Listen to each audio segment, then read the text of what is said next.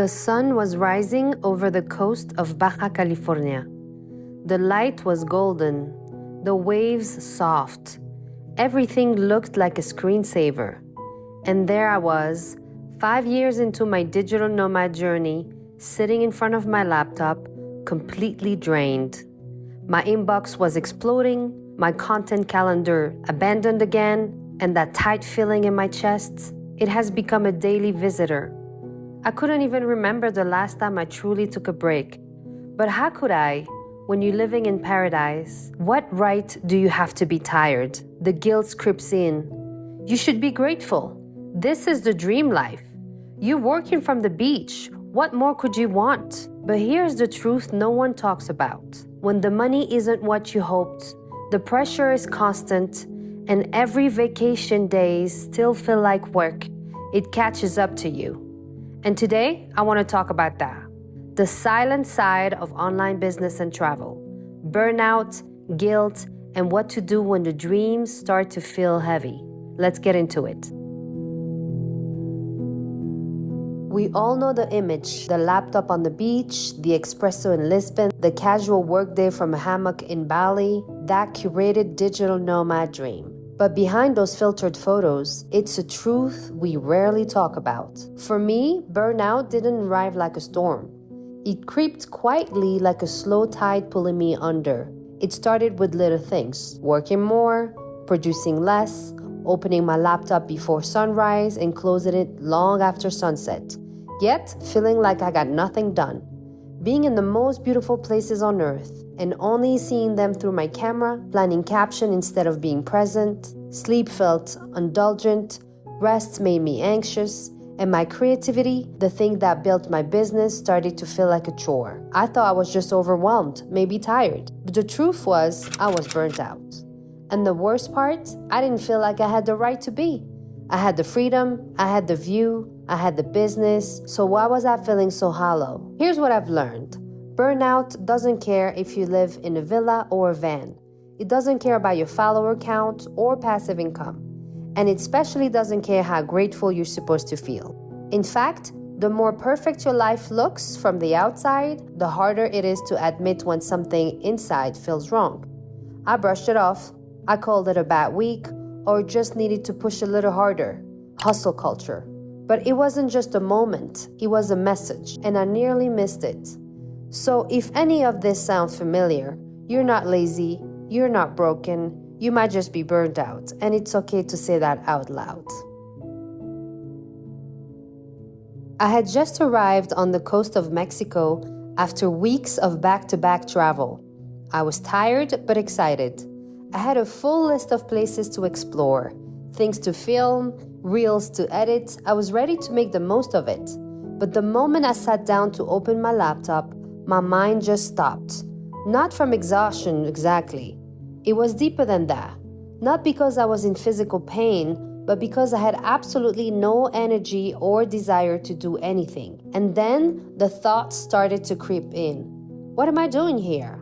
Why am I so far away from everything and everyone? And why do I still feel like I'm failing? I remember sitting on the beach, watching the waves blur into each other, almost hypnotized. There was this knot in my stomach. Not fear, not sadness exactly, just a deep aching emptiness. That day, I canceled everything, every meeting, every content planned. I turned off my phone, closed the laptop, and I grabbed my journal. I didn't know what I was going to write. I just knew I needed to get it out of my head. All the pressure, the guilt, the fear, the confusion, and that moment, that one small act of choosing stillness over hustle, was the first step back to myself. When we talk about burnout, especially in the online business and travel world, we need to understand what's really driving it. For most of us, it's not just about working too hard. It's deeper than that. For me, it was about identity. My business became who I was, not what I did. Every like, comment, sale, and follower became a direct reflection of my worth. Working hard was all I knew. I was driven by this vague, seemingly unattainable idea of success. Achieving more, traveling more, constantly doing more. This hustle culture mindset came from watching my immigrant mom struggle for years. How dare I not seize opportunities she never had? The constant pressure to keep up was overwhelming. A day off? What's that? I was already on vacation, or so I thought. When your home becomes your office, when every destination becomes content, when every experience becomes something to monetize, where do you actually draw the line? And it was never about having enough money. I wasn't where I wanted to be financially, and it never felt sufficient. The addictive dopamine hit from chasing that next income milestone kept pushing me forward, even when my body and mind were literally screaming for rest and surrendering. Understanding these roots was crucial for me, because you can't treat burnout if you don't know what's causing it. And make no mistakes, burnout is real, one that our hustle culture often celebrates rather than treats. So how did I deal with burnout? Let me share what have worked for me. First, I researched my symptoms. Lack of energy, lost ambitions, constantly dozing off, inability to pay attention, feeling disconnected, and that persistent guilt. It all started there. I kept digging until I found a term that described exactly what I was experiencing: travel burnout. Second, I needed to redefine success for me. This was the hardest part, but most important step. Success is not just about business metrics or follower counts. It's about creating a life that feels good on the inside, not just the one that looks good on the outside. Third, I implemented strict digital boundaries. I limit time on my phone. I'm not working on Sundays. I'm not checking emails before my morning routine. Those small changes made a massive difference. Fourth, I started to practice what I call conscious and intentional presence. When I travel now, I spend the first day, sometimes the first 2 days, being present, experience a place first, and rest. This has not only improved my mental health, but ironically has made my content much better, more authentic, and I've been more productive. Fifth, I became ruthless about outsourcing. We can't do it all, and we shouldn't have to try to. I identify what I can do and I delegate the rest. This has been a game changer. I now have 2 virtual assistants and I take on fewer clients, but they're quality clients with long-term projects. Sixth, I reconnected with my non-work passion. For me, that's reading, hiking, things that have absolutely nothing to do with my business or content creations. And those days, I don't film, I don't work, I am just present. And finally, I stopped feeling guilty for wanting less and starting feeling grateful for the small things. I travel slowly now, maybe only every 6 months or even 10 months, or simply when I feel like it. I'm currently based in Mexico, where I live and I work with intention. I don't do things just to do them. I even adopted a pet named Pablito, something I never would have considered during my burnout days.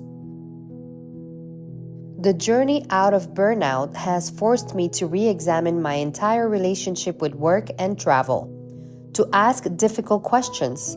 What if success isn't about doing more, but about doing less with more intention? What if travel isn't about collecting places, but about being fully present in each one? What if your business is meant to support your life, not become it? Because here's what I've learned. The most successful business in the world means nothing if you're too burnt out to enjoy the life it creates. The most beautiful destinations means nothing if you're too exhausted to truly see them. So if you're watching this and recognize yourself in my story, know that you are not alone and it will get better. Burnout is not the end of your story. It can be the beginning of a better one. A story where you're just not surviving your dream life, but truly living it. Where your work fuels your joy instead of draining it. Where travel isn't just about changing your location, but about changing your perspective. And when I have hard days, because there are still hard days, I remember this quote from Abraham Lincoln. The goal isn't to add years to your life, but life to your years. Thank you for listening.